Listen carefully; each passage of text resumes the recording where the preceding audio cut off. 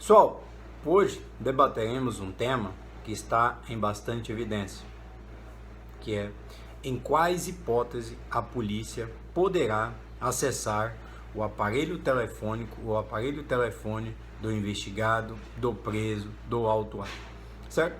Como se sabe, os aparelhos telefônicos atuais não são os mesmos de 10, 20 anos atrás. Vivemos hoje a era dos smartphones, tá? Então, os telefones, eles hoje contêm uma gama de informações. Informações que revelam toda a intimidade de uma pessoa. Como se sabe, nele temos ali aplicativos de conversa instantânea, aplicativos de foto, redes sociais, onde se envia áudios, vídeos, armazena fotos, às vezes fotos íntimas. Então, quando se acessa um smartphone desse, sem autorização judicial, o dano, talvez o prejuízo, seja maior do que uma própria interceptação telefônica, tá? Então, nós encontramos muito mais informações da pessoa no interior de um smartphone do que talvez fazendo a interceptação de uma interceptação telefônica, correto? Então, é por isso que os tribunais superiores vêm debatendo frequentemente o tema, para trazer balizas para se verificar em quais hipóteses as autoridades públicas poderão ter acesso a esses smartphones, a esses aparelhos telefônicos. Sem maiores delongas, vamos ver então alguns precedentes judiciais que autorizam o acesso ao aparelho celular mesmo sem uma determinação judicial, sem uma autorização judicial, tá? O primeiro precedente é do STJ. É permitido o acesso ao WhatsApp mesmo sem autorização judicial em caso de telefone celular encontrado no interior de estabelecimento prisional. STJ HC 22/3/2021. Então, no caso aqui, pessoal, a Polícia Penal, durante procedimento de revista em uma das galerias do presídio, encontrou 2 aparelhos telefônicos, um escondido embaixo da escadaria próxima à porta do solário e outro em um vão aberto devido à corrosão no batente da ducha. Como não foi localizado naquele momento o segregado que usava e tinha posse de um desses objetos, os agentes acessaram o conteúdo ali existente, ocasião em que foram encontrados dados do paciente em aplicativos instalados no referido aparelho. Ou seja, nesse tópico aqui, a Polícia Penal, fazendo uma revista em uma das celas, encontrou 2 telefones. Nenhum dos presos se identificou como sendo proprietário daquele telefone. Nessa hipótese, segundo o precedente, é autorizado, então, o acesso ao telefone, no caso aqui, acesso ao aplicativo WhatsApp. Após o acesso, é que se descobriu de quem era a propriedade daquele telefone, ok? Então, não há proprietário, não há que se falar, então, a intimidade da pessoa. Vamos lá, então, próximo aí. Aqui, que autoriza o aparelho celular mesmo sem uma autorização judicial. Não há ilegalidade na perícia de aparelho de telefonia celular pela polícia na hipótese em que seu proprietário, a vítima, foi morto, tendo o referido telefone sido entregue à autoridade policial por sua esposa, interessada no esclarecimento dos fatos que o tinha, pois não havia mais sigilo algum a proteger do titular daquele direito. Pessoal, então aqui nós temos o que? Um telefone de uma vítima que foi morto e a própria esposa entregou e autorizou o seu acesso. Aqui é uma questão lógica, né? Então a esposa, a família, ela tem interesse no esclarecimento da morte e por diversas vezes naquele telefone a polícia vai encontrar então elementos ali fundamentais para a investigação. seja a motivação, alguma conversa, com quem a vítima conversava, então alguma pista ali do possível autor, da possível motivação do crime de homicídio. Então aqui foi pela esposa, mas acredito que pode ser então por qualquer familiar direto ali da vítima que tem interesse no esclarecimento da morte, tá ok? Então, ela própria entregou, ela deve ter assinado um termo de consentimento e nessa hipótese não há que se falar em ilegalidade.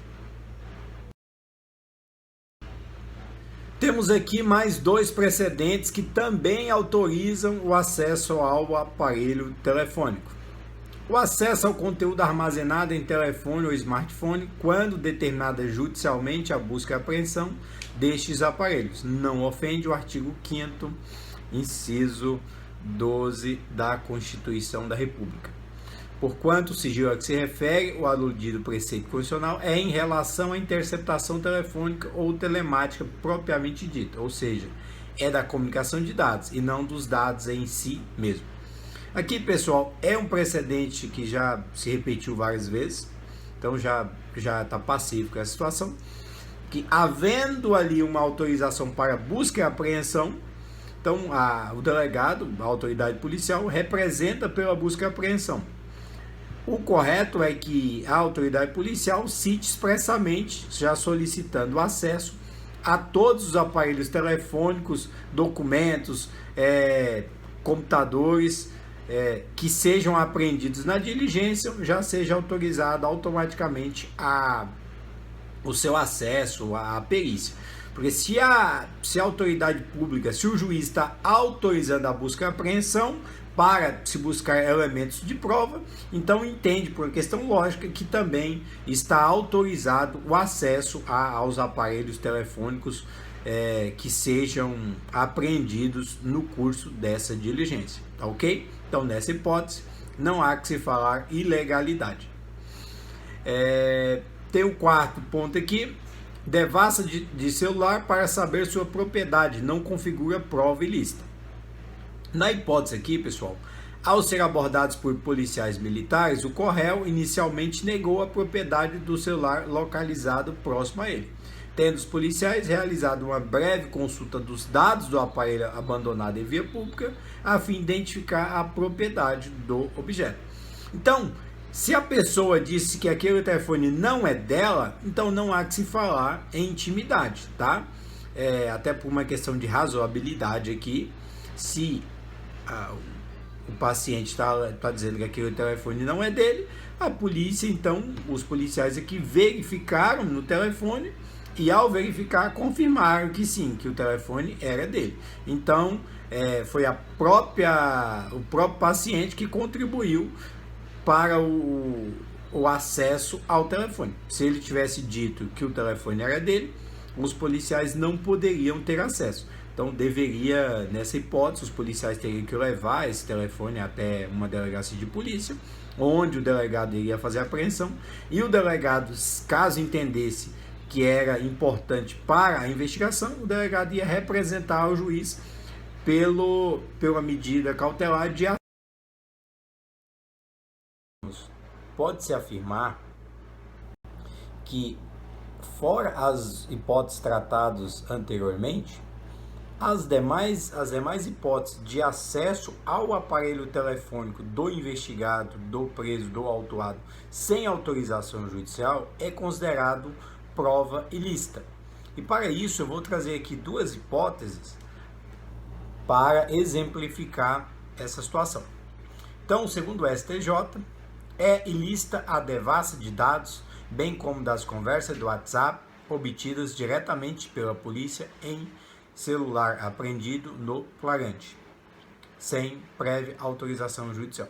Então, a pessoa foi conduzida ali para a delegacia, ou mesmo o policial militar abordou uma pessoa na rua e, sem autorização judicial, teve acesso às conversas telefônicas, aos aplicativos de WhatsApp, redes sociais, etc. Segundo a jurisprudência, pacífico que isso é ilegal e essa prova obtida é ilícita. tá ok? Inclusive as provas derivadas dessas também são ilícitas. Eu me recordo de um precedente em que a polícia teria abordado duas pessoas na rua e acessou o telefone dessa pessoa sem autorização, e a partir do acesso descobriu-se que aquelas pessoas possivelmente tinham armas de fogo em sua residência. Então eles foram até a residência e fizeram a apreensão dessas armas de fogo.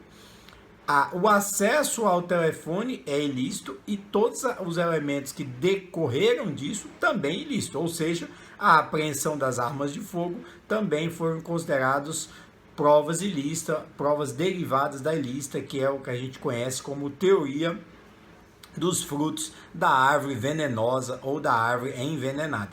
Então, todos que decorreram todas as provas derivadas também são consideradas ilícitas. Então, o correto, o policial abordou a pessoa na rua, se tiver numa situação de crime, conduz à delegacia, esse telefone pode ser apreendido pela autoridade policial e aí sim, vai ser feita uma representação ao juiz pela busca e apreensão para o acesso ao telefone e o juiz autorizando, aí sim é considerado prova lícita, tá ok? Temos aqui mais um precedente que é obrigar o suspeito a colocar o seu celular em viva voz, o que também é considerado uma ilegalidade. Então, obrigar o suspeito a colocar o seu celular em viva voz no momento de uma ligação é considerado prova ilícita, assim como as que derivarem dela. Então, mesma situação, a polícia aborda alguém na rua, pede para ele ligar para alguém, coloca no viva voz, e aí os policiais têm acesso a informações de possível drogas, armas ou qualquer outra situação. Essa prova é ilícita, essa prova possivelmente obtida do colocar o telefone em viva voz, como também todas que derivarem dela. Então, se os policiais, através disso, descobrirem localização de drogas, armas ou qualquer outra situação, todas essas provas podem ser consideradas também ilícitas, porque decorrem de uma prova ilícita, segundo a teoria dos frutos da árvore venenosa. Tá ok, pessoal? Então, em resumo, é isso. O telefone, os smartphones, para o seu acesso, eles estão protegidos pelo sigilo constitucional, então deve-se ter uma autorização judicial, exceto aquelas hipóteses que nós tratamos anteriormente, que naquelas situações a prova é considerada lícita. Tá ok?